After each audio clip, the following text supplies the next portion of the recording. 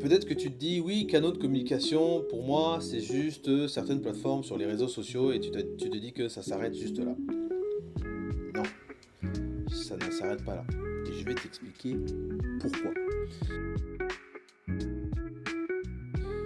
On continue notre série et on continue justement sur ce petit segment que nous avons lancé, qui est donc le modèle économique. Et on va parler encore une fois des canaux de communication. Et cette fois-ci, on va aborder une autre partie de cet ensemble de canaux de communication. D'abord, quand on parle de canaux de communication, il ne s'agit pas simplement juste de communiquer sur ton produit, mais il s'agit aussi de te mettre à la place de ton client sur le déroulement entre le moment où il décide d'acheter et le moment où il sera livré. Et tout ça rentre dans cette section qu'on appelle les canaux de communication. Alors, dans les canaux de communication, il y a un élément très important, et on nous le rappelle ici dans le livre, qui est d'abord de nous parler des types de canaux de communication. Ici, on a par exemple deux types de canaux de communication qui sont très distincts. D'abord, on a ceux dont tu peux être propriétaire, c'est-à-dire qui peuvent t'appartenir. Et un exemple de ça, ça peut être un magasin que tu as construit ou que tu possèdes.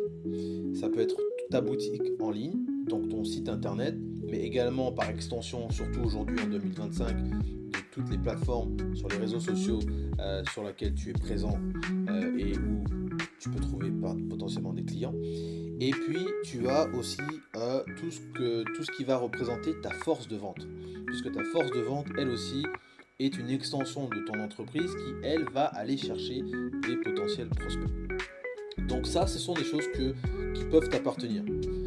La force de vente, je le dis juste comme ça en aparté, tu peux trouver des entreprises qui vont justement, vont te proposer des groupes de vendeurs. Et aujourd'hui, même avec l'intelligence artificielle, tu peux trouver aussi des vendeurs qui vont faire de la prospection téléphonique pour toi aussi, par exemple.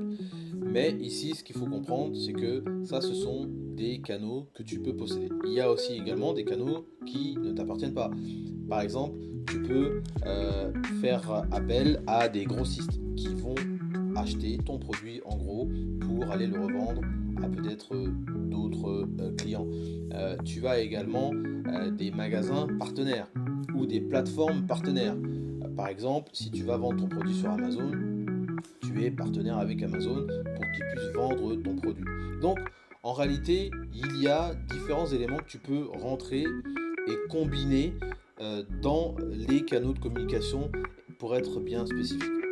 Si on va un petit peu plus loin, on va se rendre compte que effectivement, une fois qu'on a mis en place cette structure-là, on a besoin de se poser la question, comme nous l'avions dit dans la précédente vidéo sur les canaux de communication, comment fait-on pour que notre client soit conscient que nous existons, que nous soyons visibles, comment il peut évaluer notre proposition de valeur, etc. Tout ça va évidemment rentrer dans ce qu'on appelle des plans marketing pour pouvoir communiquer effectivement, avoir un message particulier, avoir un langage particulier. Mais ici, ce que j'aimerais juste simplifier et apporter, c'est que nous allons parler ici de ce qu'on appelle des tunnels de vente.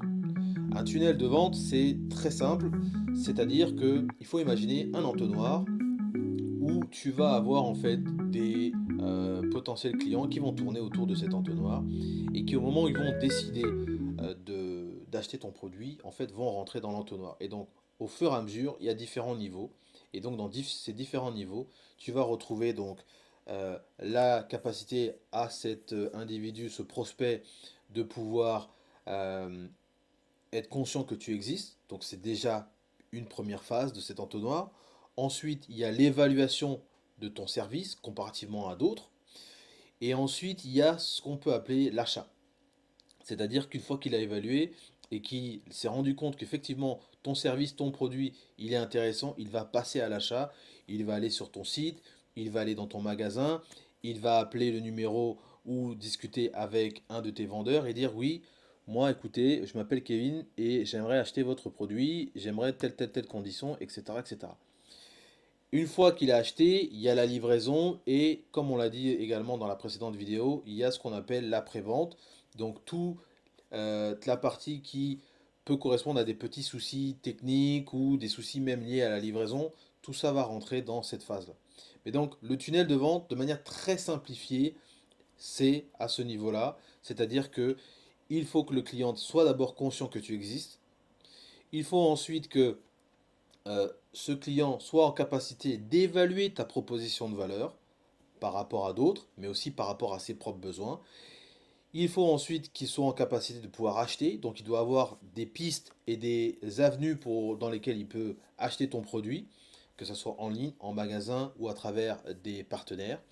Et puis il y a la livraison, et donc après ensuite on a pour terminer toute la partie après-vente, d'accord, qui rentre justement dans la fin de ce tunnel de vente. Donc voilà en gros, quand on parle de canaux de communication, on fait référence en fait à tous ces éléments-là. Ce n'est pas juste de poster sur un réseau social ou de mettre une annonce dans un journal, voire une publicité à la télé. Il s'agit d'un système beaucoup plus complexe et beaucoup plus précis et spécifique quand on parle de canaux de communication. Il ne s'agit pas juste simplement de s'arrêter sur deux, trois actions qui rentrent évidemment dans les canaux de communication, mais qui ne représentent pas l'ensemble de ce qu'il faut faire pour communiquer effectivement sur son produit et son service. Voilà un petit peu ce que j'allais vous partager dans cette deuxième vidéo sur les canaux de communication.